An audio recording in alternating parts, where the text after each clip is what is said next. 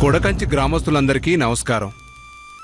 ప్రభుత్వ ఉద్యోగులుగా మేమివాళ ఇక్కడికి రావడానికి కారణం పల్లెల్లో సౌకర్యాలు ఎలా ఉన్నాయని, మీ గ్రామంలో మీరు ఏ ఏ సమస్యలు ఎదుర్కొంటున్నారో ఆ విషయాలు మీ ద్వారా తెలుసుకొని ఆ సమస్యల్ని కలెక్టర్ గారి దృష్టికి తీసుకువెళ్ళి ఆ సమస్యల్ని పరిష్కరించడానికి వచ్చాం.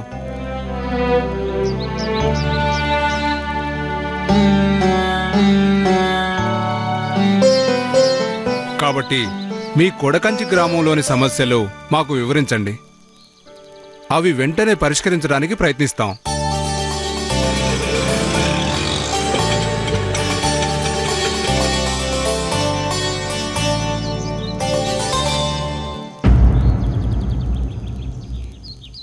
అయ్యా, చెప్పాలంటే మా ఊరికి చాలా సమస్యలున్నాయి.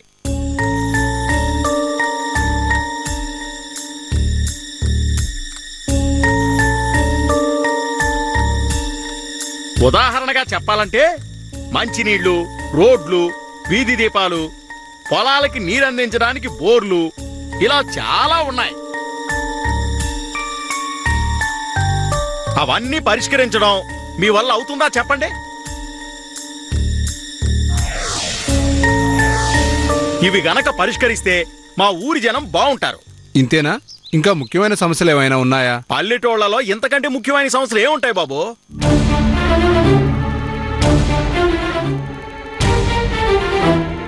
ఈ ఊరికి ఇంకో ముఖ్యమైన సమస్య ఉండాది.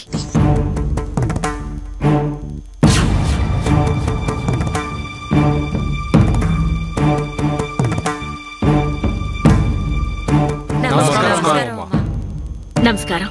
అమ్మా, మీరు దుర్గమ్మ గారండి. కూసోండ్రి. వచ్చారు పెద్ద గ్రామాన్ని ఉద్ధరించడానికి.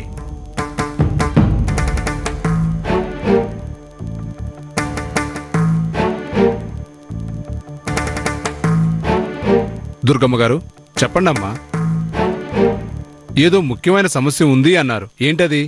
అయ్యా, మా గ్రామంలోని ప్రజలు ముఖ్యంగా ఆధారపడి బతికేది పాడి పంటల మీద. గసోంటి పాడి రైతుల బతుకులు అస్సలు బాగాలేవు. పైసలు సానా ఖర్చవుతా ఉండాయి, కాని రాబడి మాత్రం అంతగా లేదు. దానికి కారణం ఏముందయ్యా? పాల కేంద్రాన్ని పాల ఫ్యాక్టరీగా మార్చకపోవడం.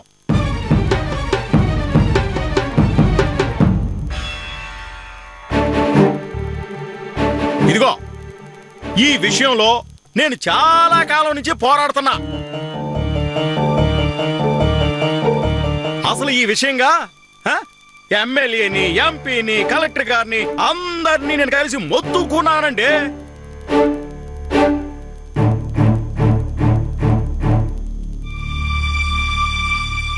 ఎప్పుడు కలిసారయ్యా?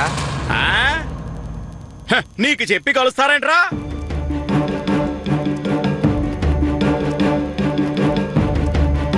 కలిశానంటే కలిశాను అంతే. కాబట్టి అయ్యా జోగయ్య గారు, కాస్త మీరుంటారా?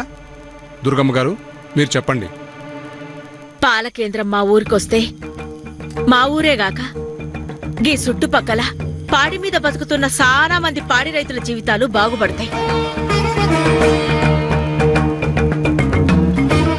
అందుకోసమే గా పాల కేంద్రం కోసం గది రప్పించి నీకే ఓ పాలి ప్రయత్నం చేసినా, కాని పనిగాలే. మళ్ళా ప్రయత్నం మొదలుపెట్టినా గీ విషయము కలెక్టర్ బాబుకు చెప్పినా గాయన ఈ ఊరికి పాల కేంద్రం రప్పించే విషయంలో గట్టిగానే ప్రయత్నం చేస్తా అని చెప్పినాడు. గంతలోనే గా కలెక్టర్ బాబుకి బదిలీ అయ్యి వెళ్ళిపోయినాడు. కాబట్టి మా ఊరికి పాల కేంద్రం వచ్చే ఏర్పాటు గనక మీరు చేయగలిగితే మా ఊళ్ళోని పాడి రైతుల సమస్యలు తీరి వాళ్ళ జీవితాలు బాగుపడతాయి.